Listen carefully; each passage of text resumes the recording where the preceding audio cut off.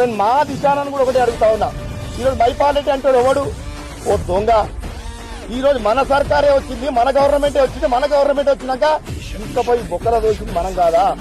తీసుకుపోయి మైనింగ్ కేసులో లోపలేసింది మనం కాదా?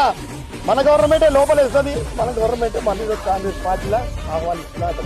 అది దొంగను మనం చేసుకుంటున్నామా?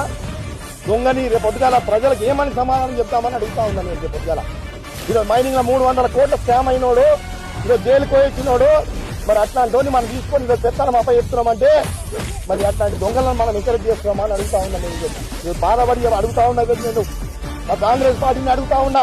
ఇంతమంది కార్యకర్తలు ఈరోజు 1000 మంది కార్యకర్తలు మరి తనతోని ఆయన పార్టీ అధికారం ఉన్నప్పుడు ఎంత చేసిండో మరి ఆయన తీసుకొచ్చి పెత్తనం చేపిస్తా ఉన్నట్టు. ఇది సభం కాదు. ఈరోజు పార్టీ మొత్తం కూడా అక్కడ నాశనం అయిపోతుంది. కాబట్టి ఈరోజు కార్యకర్తలు రోడ్డుకి ఎక్కి ఈరోజు గాంధీ భవన్ నుంచి మాట్లాడుతూ ఉన్నాం. లేకపోతే మా దేశం కాదు. ఎన్నో మాట్లాడాలని అనుకోలేదు. ఈరోజు బాధపడి మాట్లాడుతున్నాం. పార్టీ ఆడ మొత్తం కూడా డిగ్రేడ్ అవుతుంది.